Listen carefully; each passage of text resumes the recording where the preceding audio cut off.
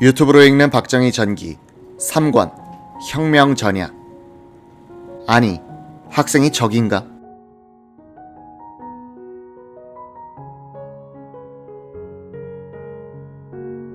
박정희는 이낙선에게 구술한 5.16 혁명사 증언록에서 이렇게 말했다. 나는 4.19 학생혁명 직전 서울 출장에서 돌아오는 길에 대구에 들러 이군 사령관인 장도영 중장을 만났다. 혁명의 필요성을 역설하고 함께 일하자고 했다.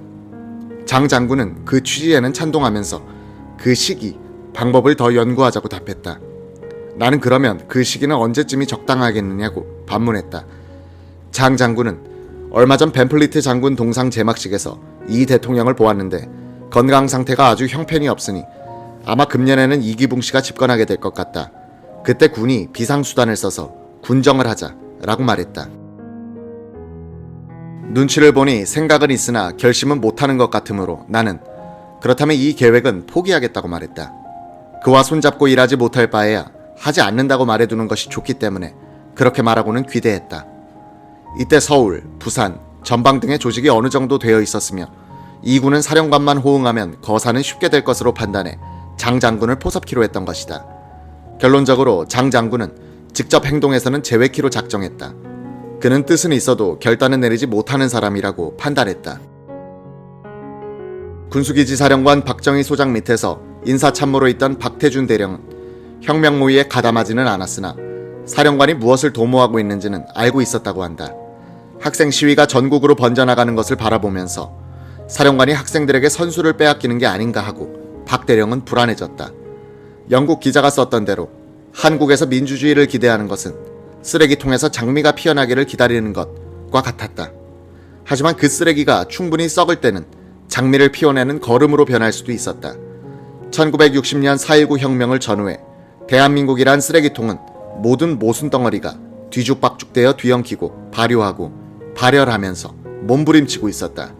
그것은 새로운 꿈과 시대를 낳으려는 산통이었다. 이 모순의 극치를 경험하면서 현실 타파의 방법으로서 혁명을 꿈꾸고 있었던 것은 한국 사회의 두 조직된 젊은 집단, 약 10만의 대학생들과 약 70만의 군대였다. 이들은 20대의 순진한 정의감과 30대의 정열과 40대의 야망을 에너지원으로 하고 있었다. 20대 장정과 30, 40대 장교들로 구성된 이들은 광복 후 민주주의 교육과 미국식 조직관리술을 배운 신한국인이었다. 이들을 다스리고 있던 정치인들은 이승만 같은 독립투사, 장경근 같은 일제시대 관료 출신, 많은 민주당 의원 같은 지주 출신들이었다. 나이도 80대에서 60대에 걸쳐 있었다. 1960년 현재 이승만이 85세, 장면이 61세, 윤보선이 63세, 허정이 64세였던 데 비해 박정희는 43세, 송효찬은 42세, 장도영은 37세, 김종필은 36세였다. 이들 젊은 집단은 이승만 대통령에 대한 존경심을 간직하면서도 노쇠한 여야 정치 지도자들을 싸잡아 무능하고 부패한 사대적, 봉건적, 당파적 정치 세력으로 경멸하고 있었다. 성균관대학교 정치학과 김일영 교수는 자유당 민주당 세력을 전통사회에 기반한 전통 엘리트로, 5.16 이후에 새로 등장한 군부 세력을 국가 엘리트로 분류한다.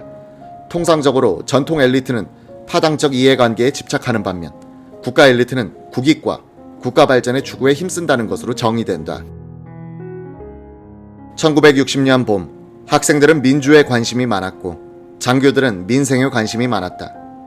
학생들이 구세대에 대한 절망을 시위로서 표현하고 있을 때 젊은 장교들은 혁명 모의로서 준비하고 있었다. 박정희는 여러 갈래로 움직이던 군내의 혁신 세력 중 한 갈래를 대표하고 있을 뿐이었다. 해병대, 송효찬, 족청계 장교들도 정치적인 뜻을 키워가고 있었다. 군대를 정치에 이용해온 정권은 호랑이를 키우고 있었던 셈이다. 처자식을 굶겨 죽이지 않고 먹여 살린 장교들은 모두 도둑놈이다 라는 자주적인 말이 나오는 군대에서 군 본연의 임무는 오로지 국방이란 원칙론은 점차 설득력을 잃어가고 있었다. 6대 교관 이석재 중령은 월급으로는 15일간만 식구를 부양할 수 있었다. 며칠째 양식이 떨어져 식구들이 곡기를 끊을 때 그도 일어설 힘이 없어 출근을 포기하고 누워서 맹물로 허기를 달래는 판이었다. 참다 못한 집사람이 양식을 구해보겠다며 나서는 것을 말릴 수 없었다. 솔직한 심정으로는 어디 가서 보리쌀이라도 구해다가 식구들 허기를 채워주기를 은근히 기대하는 졸장부로 전락한 것이다. 고급 장교가 부대 보급품에서 빼낸 쌀자루를 어깨에 짊어지고 귀가하는 모습이 군대 사회의 일반적 풍속되이던 시절이다.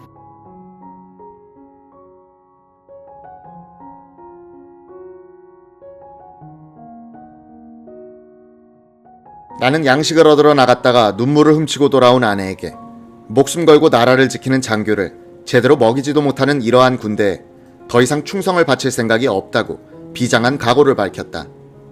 이석재는 그 뒤 낮에는 강의를 하고 밤에는 고시 공부를 하기 시작했다. 그가 법률 공부를 하면서 놀란 것은 대한민국이 조선 총독부 관보에 실렸던 일본법과 미 군정시대에 공포된 영어로 된 법률에 의하여 통치되고 있다는 사실이었다.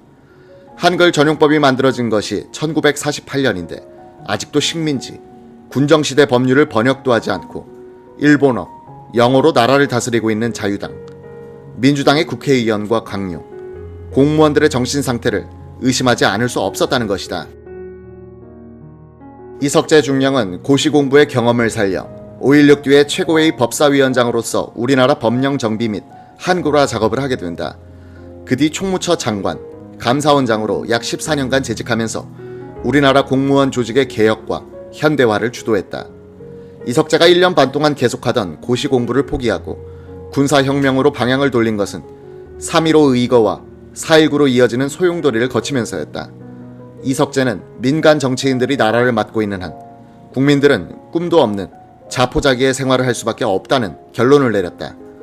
648 특기 출신인 그는 강의자료 수집이란 명목으로 육본과 야전군으로 출장을 다니면서 동기생들을 설득했다. 정신 못 차린 정치 몰입애들에게 정신을 차리게 해주고 싶은데 우리같이 나라를 뒤집어 보세. 이석재 중령은 그러다가 김종필 그룹을 만나고 그들을 통해서 박정희와 연결된다.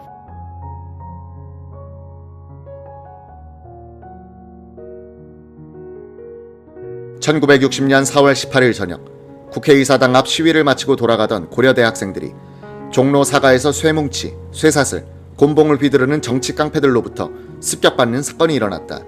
19일자 조선일보에 실린 피투성이 대학생들의 특종사진은 학생들과 시민들을 흥분시키기에 충분했다. 이날 아침 대통령 경호 책임자 곽영주는 서울지구를 관할하는 육군 육관구 사령관 엄홍석 소장에게 병력을 파견해 줄 것을 요청했다. 엄 사령관은 정우식 헌병부장 겸 헌병 5대대장이 지휘하는 2개 중대 병력을 이끌고 청와대로 갔다. 이들은 총은 들고 갔지만 실탄은 휴대하지 않았다. 경무대에 간 엄 사령관이 김재춘 참모장에게 서울의 요소를 지키는 병력에 실탄을 지급하라고 지시했다. 김 대령은 군인이 실탄을 지니게 되면 격앙된 상황에서 시위대에 발포할 우려가 있다고 판단했다. 시위대 때문에 길이 막혔다는 핑계를 대면서 실탄 지급을 회피했다. 육본에서도 독촉이 내려왔다. 엄 사령관은 질책하는 전화를 걸어왔다. 김재춘은 지연작전을 벌이다가 넉 달 전까지 직속 상관으로 모시던 박정희 군수기지 사령관이 생각났다. 부산으로 장거리 전화를 걸었다. 김대령 요즘 어때요? 잘 되어갑니까? 서울도 상당히 불안한 모양이던데. 서울은 지금 야단입니다. 전 시민이 걸기에서 모든 차량의 통행이 불가능해졌습니다. 그것보다 각하. 김재춘으로부터 실탄 지급 명령이 떨어졌다는 이야기를 들은 박정희가 말했다. 저 사람들이 이제는 완전히 돌았군 그래. 우리도 못하는 구국운동을 젊은 학생들과 시민들이 하겠다는데 뒤에서 밀어주지는 못할 망정 실탄 사격을 하겠다니. 실탄 공급은 참모장이 막아야 합니다. 이 기회에 아주 바로 잡아야지. 나라가 위태로워요. 알겠습니다. 목숨을 걸고 막겠습니다. 정오 무렵부터 경무대 앞에서 발포가 있었다. 1960년도 육군 연감은 이 발포에는 경무대로 파견된 헌병들이 가담하지 않았다고 주장하고 있다. 150명의 헌병들은 M1 소총과 공포탄만 가지고 출동했기 때문에 경찰이 쓰는 카빈 실탄을 받아서 쏠래야 쏠 수가 없었다.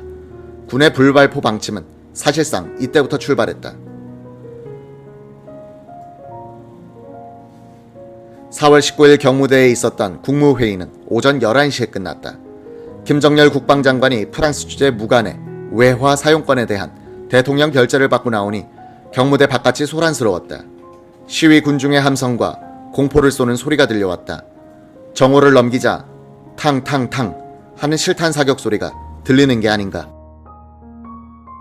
이건 실포 소리인데 아니 진짜 발포를 하나? 옆에 있던 홍진기 법무장관이 물었다. 아니 실포가 뭐요? 진짜 탄환 말이요. 공포가 아닌 진짜 탄환. 홍 장관은 부산하게 연락을 취해보더니 김 장관에게 다가와서 말했다. 아무래도 계엄령을 걸어야겠소. 경찰의 능력은 한계에 다다른 것 같습니다. 아니 경찰이 책임지고 막아야지. 군대가 어떻게 시위군중을 해산시킵니까?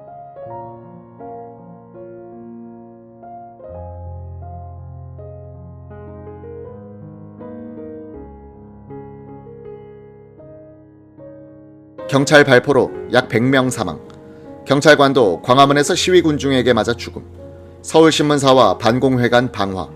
파출소들이 불타고 있음. 이런 보고에 이어 광화문에 있는 경찰 중앙무기고가 습격당했다는 보고가 들어왔다. 김정열 장관은 정말 경찰 가지고는 안 되겠구나 하는 판단을 했다. 홍 장관과 함께 대통령 집무실로 들어갔다.